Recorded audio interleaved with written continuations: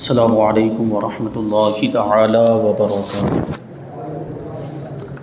نحمده ونصلی ونسلم علی رسولہ الکریم، اما بعد فاعوذ باللہ من الشیطان الرجیم، بسم اللہ الرحمن الرحیم۔ ان اللہ وملائکتہ یصلون علی النبی یا ایہا الذین آمنوا صلوا علیہ وسلموا تسلیما۔ اللہم صلی علی سیدنا ومولانا محمد معدن الجود والکرم وآلہ الکرام وابنہ الکریم وبارک وسلم صلاۃ وسلاما علیک یا رسول اللہ صلی اللہ تعالی علیہ وسلم۔ سورہ بقرہ آیت نمبر 8 کی تفسیر ہے۔ اللہ تبارک و تعالی ارشاد فرماتا ہے، وَمِنَ النَّاسِ مَن يَقُولُ آمَنَّا بِاللَّهِ وَبِالْيَوْمِ الْآخِرِ وَمَا هُمْ بِمُؤْمِنِينَ، اور کچھ لوگ کہتے ہیں کہ ہم اللہ اور پچھلے دن پر یعنی یوم آخرت پر ایمان لائے اور وہ ایمان والے نہیں۔ اب یہاں پر دیکھیں تو منافقین کا تذکرہ کیا جا رہا ہے، اور اس سے پہلے والی آیتوں میں ایمان والوں کا ذکر ہوا اور کھلے ہوئے کافروں کا ذکر ہوا۔ اب یہاں پر ایسے لوگوں کا ذکر ہو رہا ہے جو اپنے آپ کو مومن ظاہر کرتے تھے، اپنے آپ کو مسلمان بتاتے تھے، لیکن اندر سے کافر تھے، کفر کو چھپائے رکھتے تھے۔ تو یہ اور زیادہ خطرناک، کھلے ہوئے کافروں کے مقابلے میں اور زیادہ خطرناک ہیں منافقین۔ اس لیے یہاں پر اب کھلے ہوئے کافروں کا ذکر کرنے کے بعد ان کا ذکر کیا جا رہا ہے۔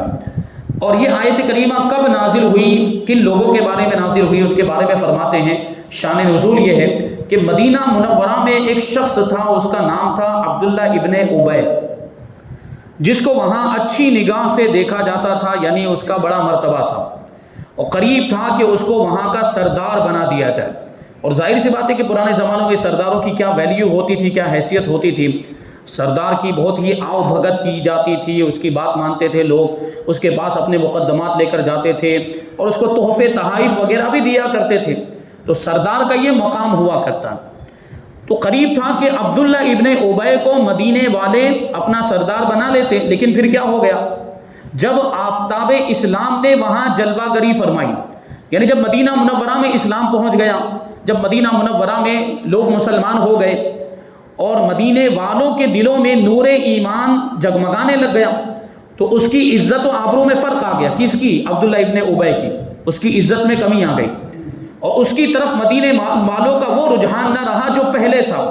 اس لیے اس کے دل میں بغض و عناد کی آگ بھڑک اٹھی، کیونکہ ظاہر سی بات جو لوگ مسلمان ہو گئے تھے وہ نبی پاک صلی اللہ علیہ وسلم کے قدموں سے وابستہ ہو گئے، حضور کے دامن سے وابستہ ہو گئے، اور جو ایمان لے آتا ہے پھر اس کی نگاہوں میں حضور پاک صلی اللہ علیہ وسلم سے بڑھ کر پھر کوئی نہیں ہوتا۔ تو مسلمان تو حضور پاک صلی اللہ علیہ وسلم سے وابستہ ہو گئے، تو وہ اس سے دور ہو گئے، عبداللہ ابن ابی سے دور ہو گئے، تو اس کے دل میں اب نفرت کی آگ بھڑکنے لگ گئی۔ مگر یہ بہت چالاک تھا، اس نے خیال کیا کہ اگر میں ظاہری طور پر مسلمانوں کا مخالف رہوں، مسلمانوں کی مخالفت کروں، مسلمانوں کا وروध کروں، تو میری خیر نہیں، کیونکہ مسلمانوں کا غلبہ ہو چکا ہے، یہاں مسلمانوں کی تعداد زیادہ ہے۔ تو اگر میں ظاہر میں مسلمانوں کا وروध کروں گا یا ان کی مخالفت کروں گا تو یہ لوگ مجھے نقصان پہنچائیں گے، اس لیے ظاہری طور پر تو یہ مسلمان ہو گیا مگر دل سے سخت دشمن رہا، اور اس نے یہ روش اور یہ طریقہ اختیار کیا کہ مسلمانوں کے سامنے حضور پاک صلی اللہ علیہ وسلم کے اوصاف بیان کرتا، حضور کی تعریف کرتا اور کہتا کہ یہ وہی نبی آخر الزماں ہیں جن کی خبر توریت میں دی گئی ہے، اور جب کفار سے ملتا تو مسلمانوں کے خلاف باتیں کرتا۔ یہ دوگلا پن تھا اس کا۔ منافق وہ دوگلا ہوتا ہے، بہت بڑا دوگلا۔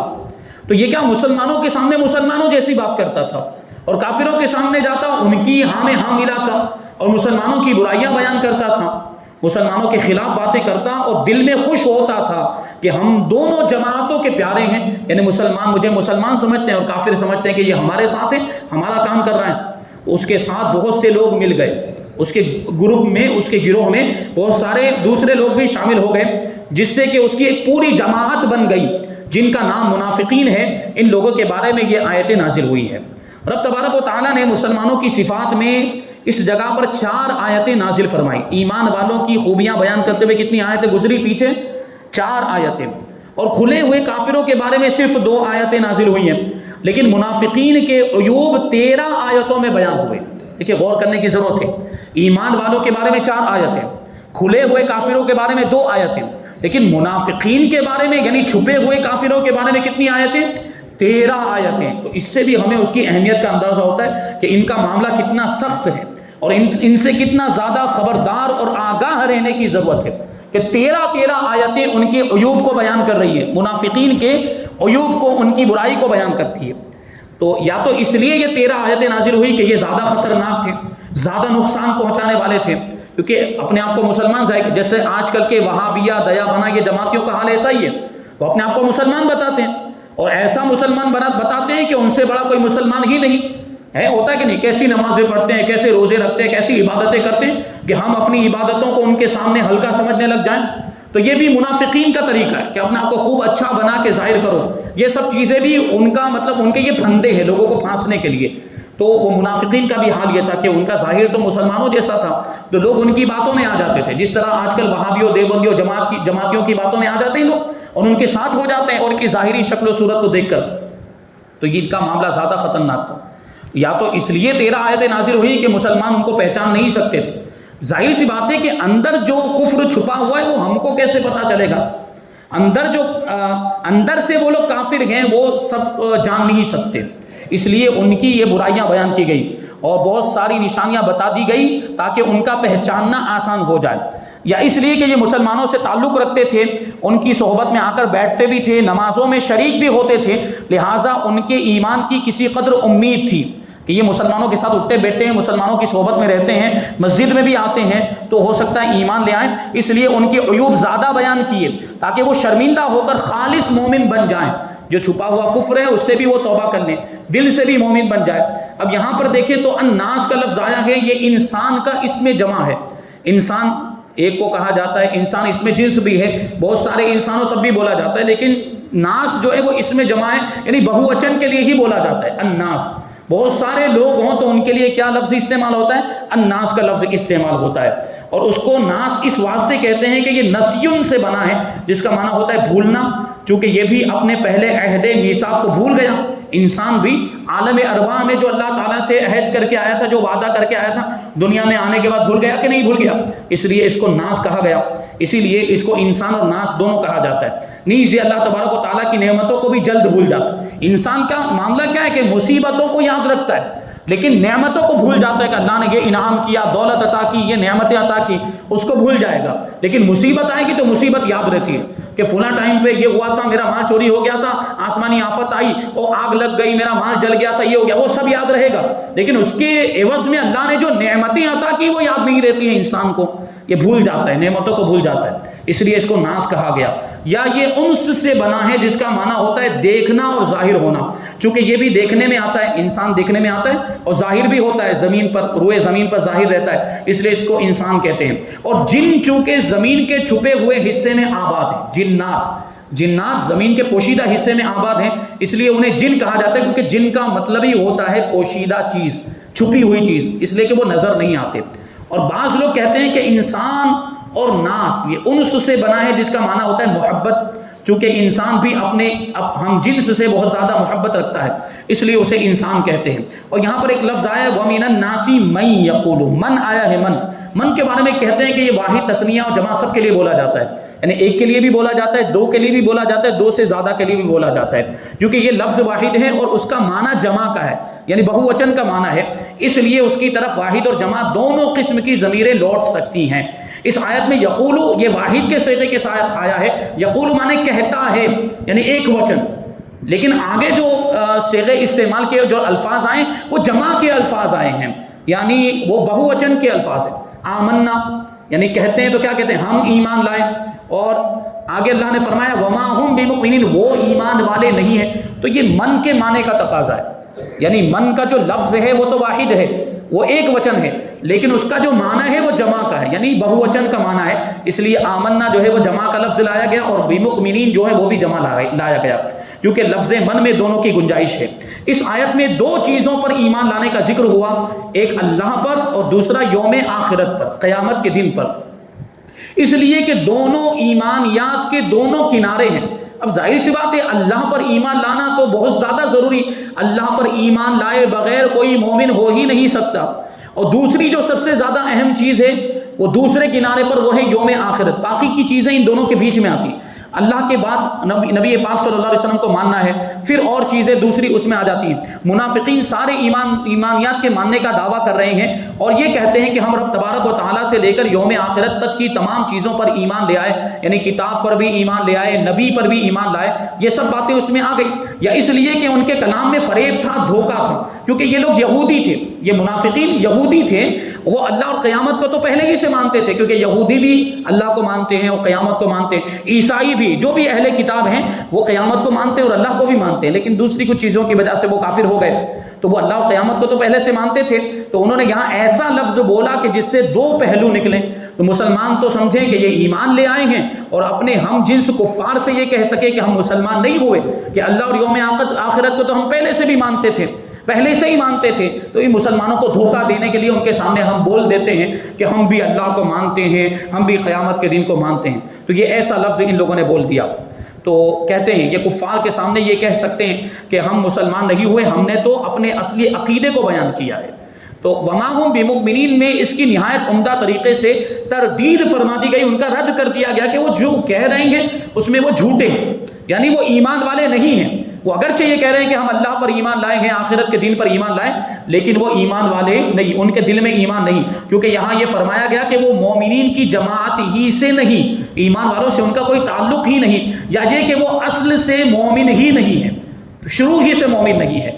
اس آیت کریمہ میں منافقین کا کلام نقل فرمایا گیا ہے.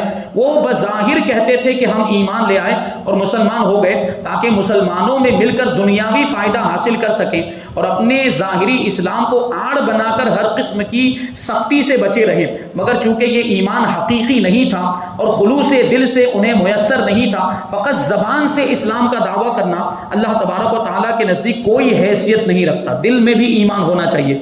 لہٰذا مسلمانوں کی تنبیہ کے لیے، ان کو آگاہ کرنے کے لیے فرمایا گیا کہ یہ لوگ فریبی ہیں، یہ لوگ دھوکے باز ہیں، یہ لوگ جھوٹے ہیں، مسلمان نہیں. ان کے عیوب قرآن کریم نے مختلف جگہوں پر بیان فرمائے ہیں، اور جو کچھ انہوں نے غزوات میں فتور برپا کیے، جنگوں کے موقع پر ان کا نفاق ظاہر ہوتا تھا. جنگوں کے موقع پر، جیسے جنگ احد کے موقع پر یہ عبداللہ ابن ابی منافق اپنے ساتھ بہت سارے لوگوں کو، سینکڑوں لوگوں کو لے کر آیا تھا، لیکن جب اس کی رائے کو نہیں مانا گیا، اس کے مشورے کو نہیں مانا گیا، تو وہ جو جتنے لوگوں کو لے کر آیا تھا ان کو لے کر بھاگ گیا، واپس چلا گیا میدان جنگ چھوڑ کر. گویا کہ اس کو ایک بہانہ مل گیا، کیونکہ یہ منافق ہے، دل میں تو ایمان نہیں. جو ایمان والا ہوتا ہے وہ اسلام کے لیے اور نبی پاک صلی اللہ علیہ وسلم کے لیے اپنی جان بھی قربان کرنے کا جذبہ رکھتا ہے، جو سچا مومن ہوتا ہے. لیکن منافق ظاہر سی بات اندر سے کافر ہے، تو وہ اپنی جان کیوں قربان کرے گا؟ وہ جہاد میں کیوں جائے گا؟ وہ جنگوں میں کیوں جائے گا؟ تو یہ ان کو بہانہ مل گیا. تو کوئی ایسے موقع پر ان کا نفاق ظاہر ہو جاتا ہے. یہ منافقین کا، جہاں سختی والی باتیں ہوتی، جہاں سخت احکام نازل ہو، نماز پڑھنے میں ان کو سستی آتی ہے، اور جو دوسرے زکوٰۃ ادا کرنے میں بھی بہانے کرتے ہیں، اور اس طرح جنگوں میں شرکت کرنے سے بھی ان کو یہ تکلیف ہوتی ہے، یا یہ کہ دور بھاگتے ہیں، وہ بھی قرآن پاک میں ذکر کیا گیا ہے. ان آیتوں سے اللہ تبارک و تعالیٰ نے نفاق کی جڑ کو ہی کاٹ دیا ہے. اس آیت کریمہ سے چند فائدے حاصل ہوئے. پہلا فائدہ یہ کہ انسانوں میں چند گروہ ہیں. ایک وہ جو دل اور زبان دونوں سے ایمان والے، یعنی دل میں بھی ایمان ہے اور زبان سے اقرار بھی کرتے ہیں، یعنی زبان سے اپنے آپ کو مومن اور مسلمان کہتے بھی ہیں، اور ان کو مخلصین کہا گیا ہے. یہ مخلص، خالص ایمان والے، اپنے ایمان میں خلوص والے ہیں. اور دوسرا وہ گروہ ہے جو ظاہر و باطن دونوں اعتبار سے کافر ہیں، ان کو مجاہر کہتے ہیں، یعنی دل میں بھی کافر ہیں اور اپنے آپ کو کافر کہتے بھی ہیں، اعلانیہ طور پر جو کافر ہیں. اور تیسرا وہ گروہ ہے جو دل میں تو کافر ہے لیکن زبان سے اپنے آپ کو مومن کہتا ہے، تو ان کو منافق کہا جاتا ہے. جو شخص دل سے مومن ہے اور بظاہر کافر ہو، اس کی دو صورتیں. دیکھیے بہت اہم بات بتا رہے ہیں. جو کھلا ہوا کافر ہے اس کو تو ہم جان لیں گے، جو کھلا ہوا مومن ہے اس کو بھی ہم جان لیں گے، جو اپنی زبان سے اپنے آپ کو مومن کہتا ہے. منافق کو جاننا اور پہچاننا تھوڑا دشوار ہے. لیکن ایک اور قسم ہے، ایک اور صورت ہے کہ وہ دل میں مومن ہے لیکن اپنے آپ کو مومن کہتا نہیں. یہ ایک چوتھی صورت ہے. یا تو مومن کہے گا یا مومن نہیں کہے گا، یا یہ کہ اپنے آپ کو مومن کہے گا اندر سے کافر ہے. لیکن ایک صورت اور ہے کہ اپنے دل میں وہ مومن ہے، دل سے اسلام کو سچا مانتا ہے، رسول پاک صلی اللہ علیہ وسلم کو سچا مانتا ہے، لیکن کبھی زبان سے نہیں کہتا کہ میں مسلمان ہوں، میں نے کلمہ پڑھ لیا، میں نے اسلام کو سچا مان لیا، کبھی زبان سے نہیں کہا اس نے. تو اب ایسے شخص کے بارے میں ہمیں کیا عقیدہ رکھنا ہے؟ اس کو مسلمان مانیں گے کہ نہیں مانیں گے؟ جو دل میں تو مومن ہے لیکن کبھی اپنے آپ کو اس نے مومن کہا نہیں. تو بہت اہم چیز ہے، اس کو سمجھنے کی ضرورت ہے. اس کی دو صورتیں ہیں کہ ظاہری طور پر کافر ہیں، یعنی اس نے کبھی اپنے آپ کو مسلمان بتایا نہیں ہے. تو اس کی دو صورتیں ہیں کہ اگر کسی سخت مجبوری کی وجہ سے وہ ایسا کر رہا ہے، یعنی بہت سخت مجبوری اس کی وجہ سے اپنے آپ کو مومن نہیں کہہ پا رہا ہے، اپنے آپ کو ایمان والا نہیں کہہ پا رہا ہے، اپنے آپ کو مسلمان نہیں کہہ پا رہا ہے سخت مجبوری کی وجہ سے، تو وہ بھی مخلصین میں داخل ہے، یعنی وہ بھی خالص ایمان والوں میں داخل ہے. قرآن پاک میں اللہ تعالیٰ فرماتا ہے کہ الا من اکرہ وقلبہ مطمئن بالایمان، مگر وہ جس کو مجبور کیا گیا ہو اور اس کا دل ایمان پر مطمئن ہو، یعنی دل میں ایمان ہو اور زبان سے کفر بکنے پر مجبور کیا گیا ہو. یہ شریعت کا مسئلہ ہے کہ اگر کفار کی طرف سے کسی کو مجبور کیا جائے، جیسے کہ ابھی کے معاملات، ابھی دشمنوں کی طرف سے اس طرح کے معاملات پیش آتے ہیں موب لنچنگ کے، وہ کفری کلمہ بلواتے ہیں مسلمانوں سے، وہ شرکیہ کلمہ بلواتے ہیں کہ بولو ورنہ تلوار مار دیں گے، بولو ورنہ گولی مار دیں گے، بولو ورنہ قتل کر دیں گے. تو اگر اس بات کا اندیشہ ہو کہ یہ جو دشمن ہمیں دھمکی دے رہے ہیں اس دھمکی کو یہ پورا کر دیں گے، وہ کر گزریں گے جس بات کی وہ دھمکی دے رہے ہیں، یعنی یا تو قتل کر دیں گے یا کوئی عضو کاٹ دیں گے، ہاتھ کاٹ دیں گے، یا جو ہے کہ پاؤں کاٹ دیں گے، یا آنکھ پھوڑ دیں گے. تو اگر واقعی صحیح اندیشہ ہو کہ دھمکی دینے والا جو ہمیں دھمکی دے رہا ہے وہ اس پر قدرت بھی رکھتا ہے، وہ ایسا کر گزرے گا، تو ایسی صورت میں وہ کفری کلمہ بولنے کی، زبان سے صرف بولنے کی اجازت ہے، اور وہ شرکیہ کلمہ صرف زبان سے بولنے کی اجازت ہے، زبان پر جاری کرنے کی اجازت ہے، لیکن دل جو ہے وہ ایمان پر مطمئن ہونا چاہیے، دل میں ایمان پختہ ہونا چاہیے. یہ بات ہے، کیونکہ یہاں مجبوری والی صورت ہے، یہاں مجبوری والی کہ اگر نہیں بولیں گے تو وہ مار دے گا، قتل کر دے گا، تو یہاں بولنے کی اجازت. لیکن اگر کسی نے نہیں بولا، وہ کفری کلمہ نہیں بولا، وہ شرکیہ کلمہ نہیں بولا اور کفار نے اس کو قتل کر دیا، تو شہید کا مرتبہ ملے گا، یعنی اور زیادہ ثواب ملے گا. یعنی بولنے کی اجازت دی ہے شریعت نے کہ اگر دل میں ایمان ہے، دل ایمان پر مطمئن ہے تو بول سکتا ہے اپنی جان بچانے کے لیے، لیکن اگر نہیں بولا اور قتل کر دیا گیا تو اس کو شہید کا مرتبہ ملے گا. تو اگر کسی مجبوری کی وجہ سے اپنے آپ کو مومن ظاہر نہیں کر پا رہا ہے تو ایسی صورت میں وہ بھی مخلص ایمان والوں میں شمار ہوگا. جیسے کبھی ہو سکتا ہے کہ غیر قوم میں کوئی ایسا شخص ہے جس کے سامنے اسلام کی حقانیت ظاہر ہو گئی، لیکن اپنی قوم کے ڈر سے کہ اگر اس کو صحیح اندیشہ ہے کہ اگر میں نے اپنے آپ کو مومن کہا، یعنی میں نے اپنے اسلام کو ظاہر کر دیا، اپنے ایمان کو ظاہر کر دیا، تو یہ لوگ مجھے قتل کر دیں گے. اس کو غالب گمان ہے، اپنی قوم سے وہ ڈرتا ہے کہ میں اگر اپنے آپ کو مسلمان کہوں گا تو یہ مجھے مار ڈالیں گے، اس وجہ سے وہ نہیں کہہ رہا ہے، دل سے مومن ہو چکا ہے، دل میں ایمان ہے، تو وہ مخلصین میں شمار ہوگا. لیکن اب سوال یہ پیدا ہوتا ہے کہ ہمیں کیسے پتہ چلے گا کہ وہ دل سے مومن ہے؟ بھائی وہ دل میں ایمان ہے، وہ تو ہمیں نظر آنے والی چیز تو ہے نہیں، وہ تو ایک پوشیدہ چیز ہے. تو اب ظاہری معاملات کیسے کیے جائیں گے اس کے ساتھ؟ تو کہتے ہیں کہ ضروری ہے اس صورت میں، جو مجبوری والی صورت اس کے بارے میں بیان کرتے ہیں کہ مجبوری کے دور ہوتے ہی اپنے آپ کو مومن ظاہر کرے. مجبوری جیسے ہی دور ہو جائے، جس مجبوری کی وجہ سے وہ اپنے آپ کو مومن نہیں کہہ پا رہا ہے، جب وہ مجبوری دور ہو جائے تو اس پر لازم ہے کہ وہ اپنے آپ کو مومن ظاہر کرے. اور اگر بلا سخت مجبوری کے کفر ظاہر کرتا ہے تو وہ شرعاً مسلمان نہیں، اور نہ اس پر اسلامی احکام جیسے کہ تجہیز و تکفین و نماز جنازہ وغیرہ جاری ہوں گے. مطلب کیا ہوا کہ ہم اب ظاہر سی بات، ہمیں تو پتہ ہی نہیں ہے کہ وہ مومن ہے، کیونکہ اس نے اپنے آپ کو مومن بتایا ہی نہیں، تو نماز جنازہ کا معاملہ ہے، تجہیز و تکفین کا معاملہ ہے، اس میں اس کو کافر ہی مانا جائے گا. کافر کی نماز جنازہ نہیں پڑھی جاتی، کافر کو غسل بھی نہیں دیا جاتا ہے، کافر کو کفن بھی نہیں پہنایا جاتا ہے، تو ظاہری طور پر اس کے ساتھ کافروں جیسے معاملات ہوں گے. اور بہت ممکن ہے کہ کبھی نہ کبھی ان کی نجات ہو جائے. ایسے لوگوں کی جن کے دل میں ایمان ہے، ممکن ہے کہ اسی ایمان کی وجہ سے ان کی نجات ہو جائے. حدیث شفاعت میں ہے کہ جنتیوں کو حکم ہوگا کہ جہنم میں سے ان لوگوں کو بھی نکال لاؤ جن کے دل میں رائی کے برابر ایمان ہو. دیکھیں ان کے دل میں بھی ایمان ہے لیکن مجبوری کی وجہ سے ظاہر نہیں کر پائے، تو ہو سکتا ہے اللہ تبارک و تعالیٰ ان کو بھی بخش دے اور انہیں بھی جنت میں پہنچا دے.